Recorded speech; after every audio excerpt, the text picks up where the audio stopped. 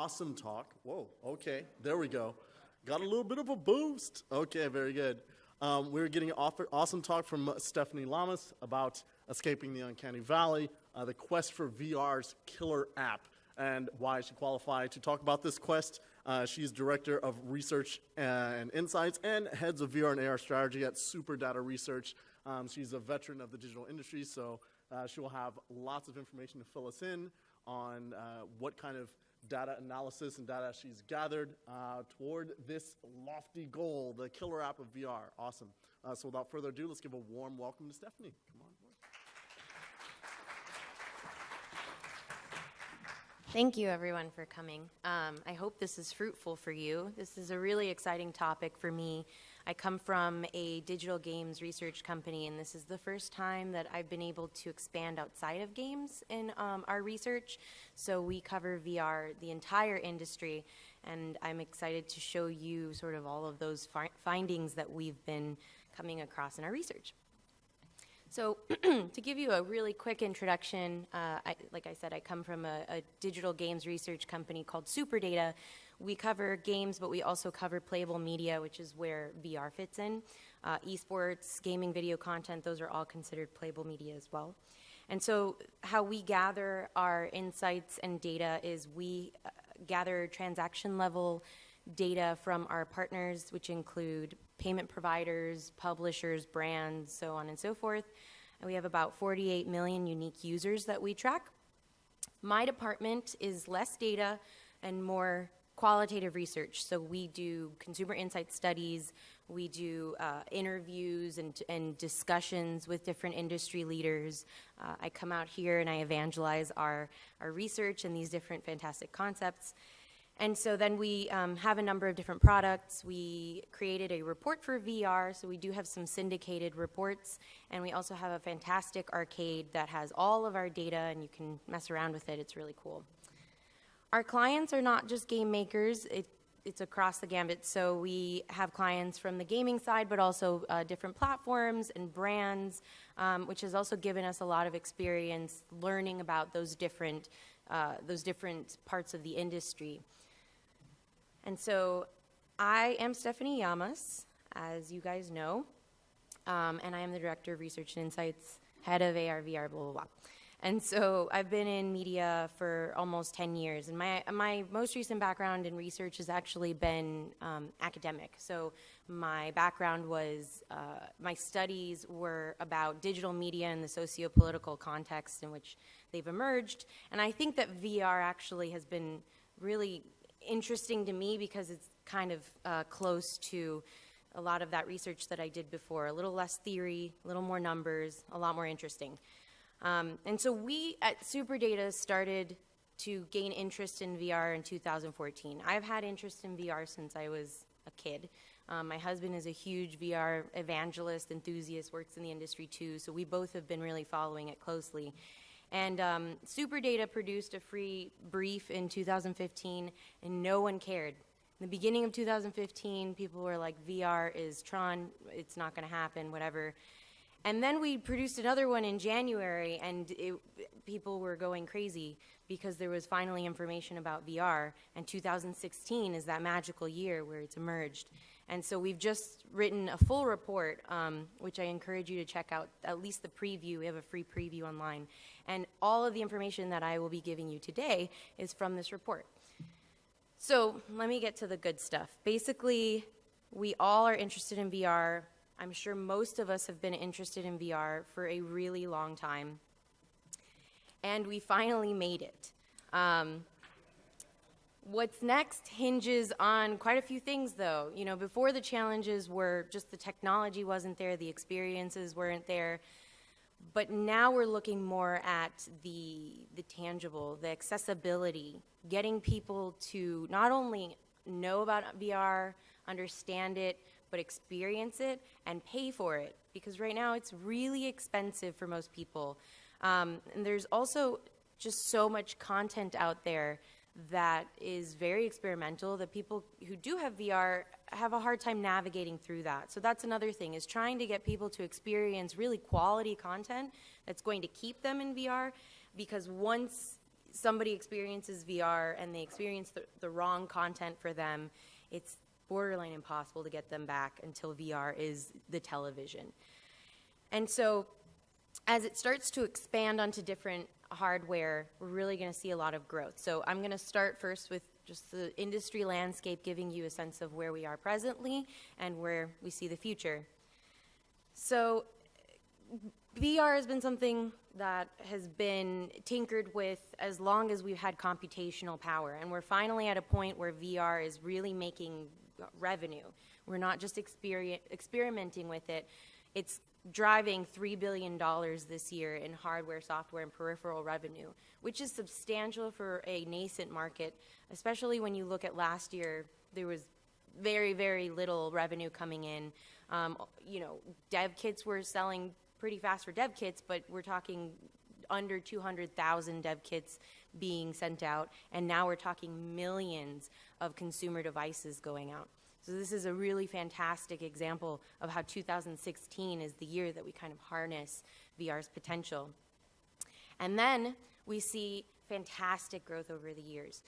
It's certainly going to be exponential, and I'll talk a little bit more about that in a historical context in a second, but a lot of that is going to have to do with that accessibility that I mentioned before. This is about adoption. So in 2016 through 2018, we're kind of still working out how to get VR devices in people's hands.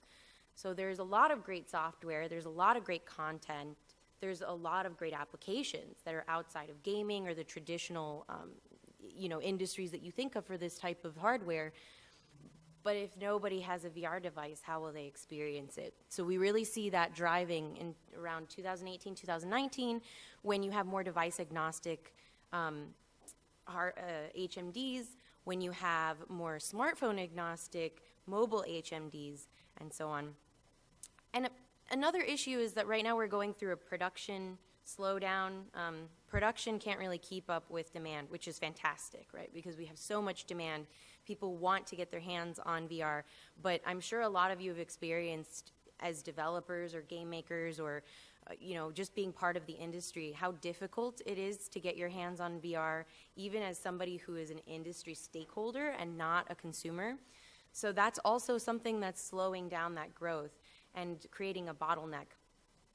But as I mentioned, in terms of history, we've seen a lot of media come out with the same growth patterns that we're already starting to see with VR, and a lot of the same concerns. So I was just on a panel where we were talking about how every piece of media that's come out since the book has had this fear that we're gonna turn into zombies who only look at screens and are in the Matrix and whatever. And these are all examples of how we've managed to stay in reality, and virtual reality is not going to be any different. So you can see the growth patterns of all of these different devices in terms of adoption. This is in the US. They all have very similar growth patterns. There's this initial wariness or unavailability of the hardware, and then this boom once it starts to become accessible to the mainstream audience. And so VR is already on that path. And the difference is that as we start to develop technology that is more and more advanced, we are able to create faster hardware exponentially over time, and so VR will have a very quick boom in the next few years, sort of the way you see with cell phones and the internet further down the line. It starts to get faster and faster. And so if we look at just VR, it's going to take time to penetrate. We're starting to see there was some interest in terms of developers in the 2012, 2013 era, but now we actually have the technology that we need to be able to push forward. So it's really rare that we see a new medium. A lot of people call this a platform. I suppose you could also call it a platform, but this really is, it's a universe of its own. The way that we see smartphones, color TV, internet, any of those things. That's what VR is, and that's sort of the underestimation that a lot of people have in terms of the potential growth that we're going to see with VR. So, as I mentioned 1,000 times already, adoption is really going to be the major driver. And so we estimate that shipments for the high-end popular devices are as follows. HTC and Oculus are doing very well. It's 1.1 million shipments for this year, but the demand is extremely high, especially when you consider the supporting hardware that needs to run these headsets. We're talking about an addressable audience of just 17, 18 million people. So the fact that there are already these enthusiasts that are jumping in, trying to get a hold of the hardware is a good sign. This is certainly not a representation of how many orders there will be. These are just shipments. And the problem is production can't keep up with that. So through the end of the year, there will be some, issues getting out as many headsets as are purchased.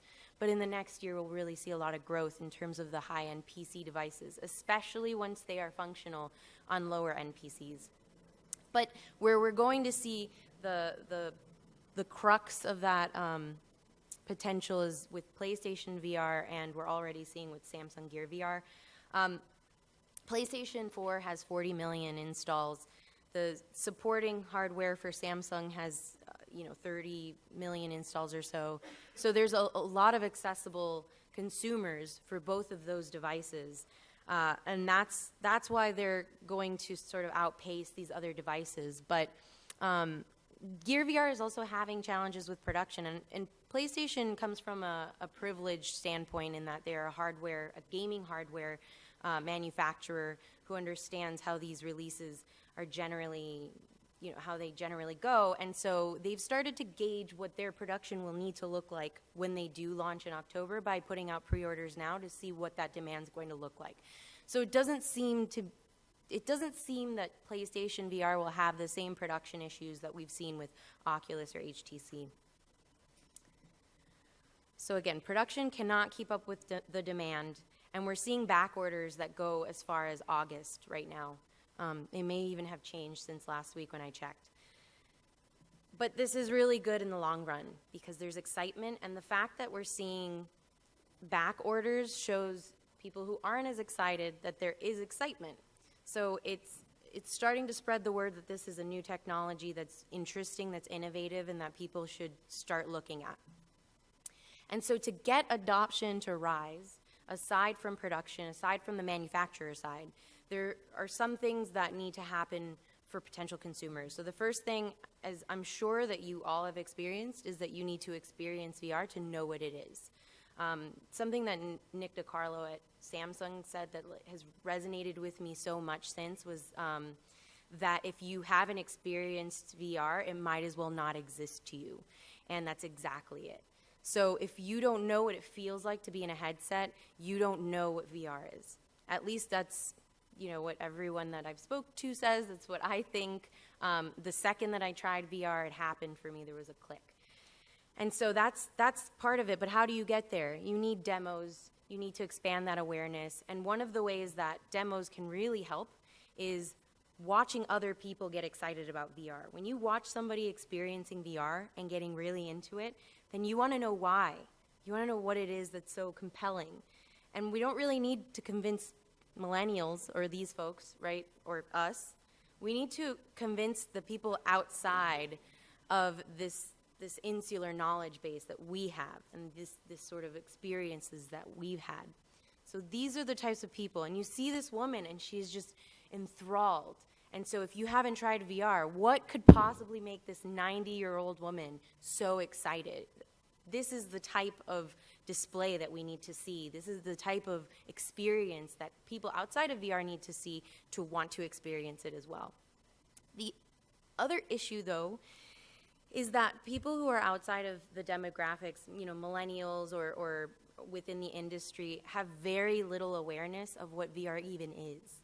So we found that about half of Americans have absolutely no interest in learning about VR or don't know what it is. Admittedly say, I don't have any idea what VR is. That's a problem, and it increases with age.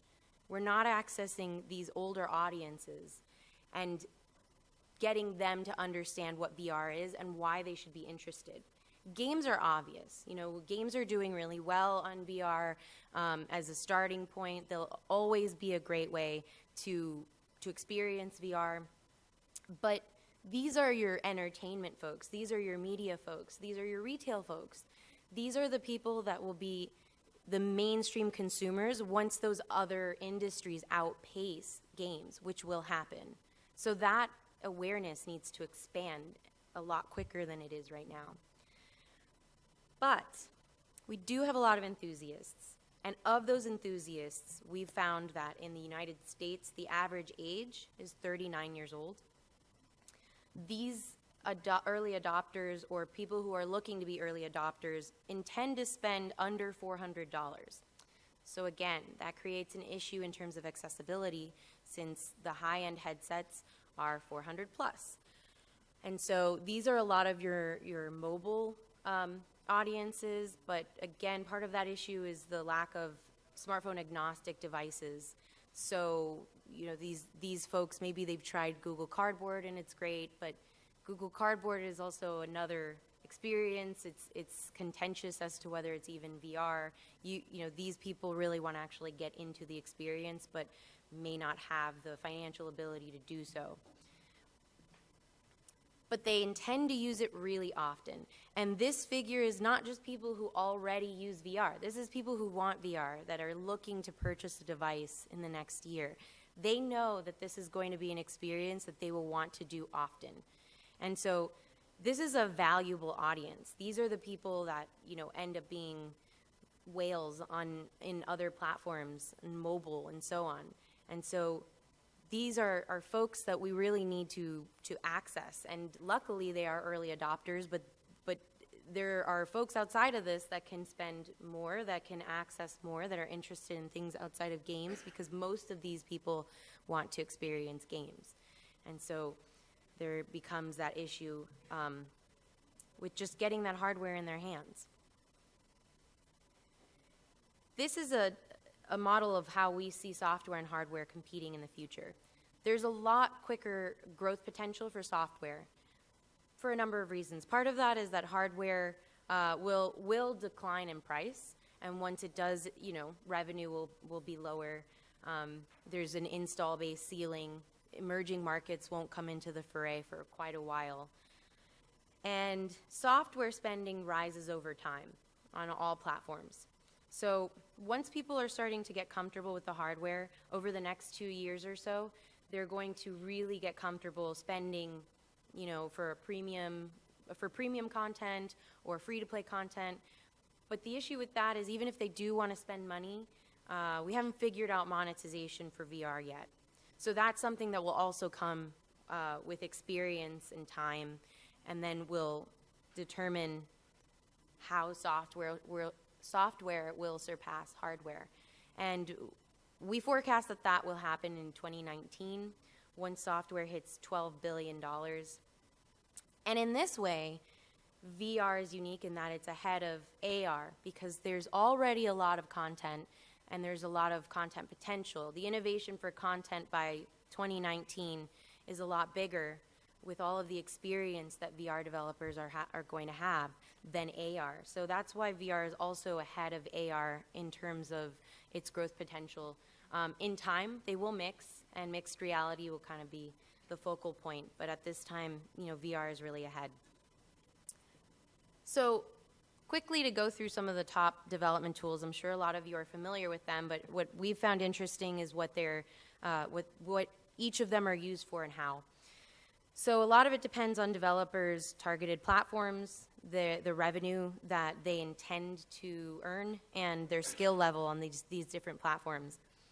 So Unreal has a very robust VR engine, and it set a lot of standards for PC and console graphics. So it's a fantastic tool to use for quality graphics, but it's a little bit harder to learn than, say, Unity.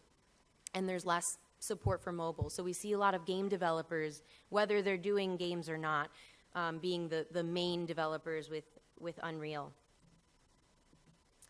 We have CryEngine, which is fantastic for environments. It's really notable for the quality of graphics that they produce for environments in games. It does not have mobile support right now, so that creates a barrier because if you want to create a game on mobile, obviously you can't do it with CryEngine. They Amazon has come out with Lumberyard, which I'm sure that you've heard of, but it also doesn't have, and it's a modified version of CryEngine. It doesn't have VR support yet, but there seems to be some indication that it might. And then at that point, potentially it could move on to mobile, but right now we don't know. But the thing about CryEngine is that it's a pay-what-you-want model. So if you aren't making any revenue, if you want to experiment, you're not held to any payment. A lot of what they do is sell items in their asset store to make the development easier. And then finally, the most popular tool is Unity. This is the choice platform right now for VR across industries, not just gaming, and it's actually specifically outside of gaming. It's really easy to use. It's got great instructional tools. So this is one of those for the less experienced developers that are looking to jump in. This is why it's so popular. It supports the most platforms, and that's another thing that makes it really interesting, and it supports AR, which again makes it something that's unique in terms of the other ones because it's the only one who does. And so this ends up being a great tool for 3D models such as architecture or training. So again, this is a really great tool outside of games, which has persisted, and so that's part of why it's been so popular. Games are the crux right now of software development, revenue, innovation in VR. And when we look at revenue, we see software revenue is not very high because we're still seeing adoption growth, and we still need to get these devices into the hands of adopters. But games is almost 80% of that. And that's fantastic. And it makes a lot of sense. Games tend to be on the forefront of innovation with new technology. There are a number of different categories, though, that fall under VR. The way that we've defined them have been sort of these umbrella categories. So play would be games and interactive media, going down to commerce, which would be marketing, retail, and then all the way down exploration. That's anything like education, tourism. So when we look at these broader categories in comparison to games, by 2020, they will be the majority of revenue drivers. And so when software hits $24 billion, then games will be just 28% of that revenue.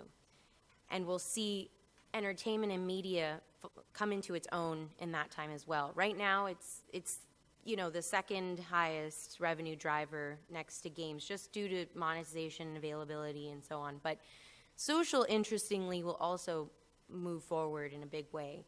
And VR is a great tool to push forward interactive social environments. It has a natural ability to make that possible across large distances, and we've seen a lot of great innovative technology coming from Facebook and AltSpace VR and game companies that are creating those social experiences. And so one of the drivers also of these peripheral industries outside of games is that mobile will be the paramount device platform by 2020.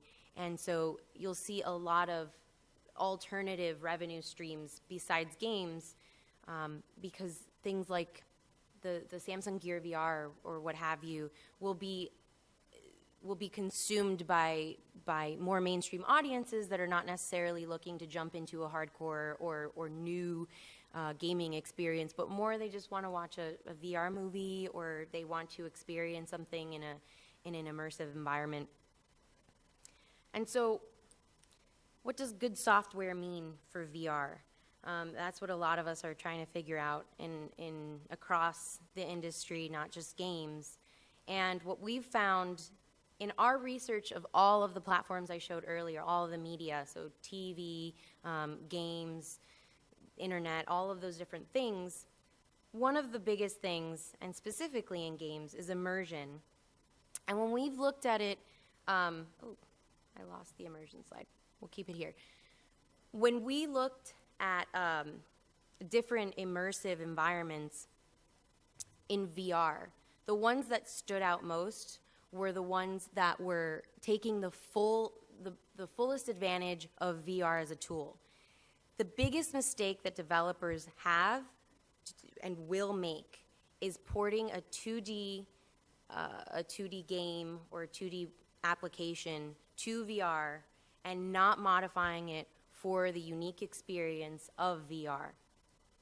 And so that is something that needs to be heavily considered. With my gaming background, I've been to a number of conferences where I've talked to different game companies that say, yeah, I'm just gonna port what I have on my, the mobile game that I have, I'm gonna throw it on VR and it's gonna be great. And that's how you get motion sickness. That's how you're not looking at the environment and the potential of the environment. So the text is gone, but personal connections are another thing that really need to be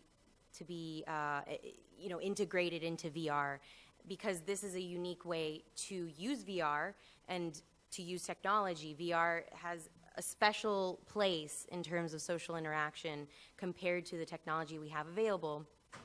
And so personal connections and being able to hone in on different ways to modify those connections. So in the panel, I was the only non-developer, and the developers had excellent insights into this, different cultural differences when it comes to nodding, or how you look someone in the eye and how that can change your experience when you're communicating with them. Those are things that are going to need to be understood, but also integrated. And finally, there's a presence in your environment that's really substantial and specific. So being able to watch a Chris Milk video and feel as though you're actually in Syria and you're actually having a conversation with a girl that is trying to escape the conflict, that's something that VR gives a very unique opportunity for. And if you're not using those different tools, then you're really not using VR in a way that gives it justice and brings consumers in when they're trying the hardware. So basically, we made it. Congratulations, not just to the end of my presentation, but to VR. We're here, and now it's just really about survival. So thank you so much for coming to my presentation, and if you have any questions, let me know.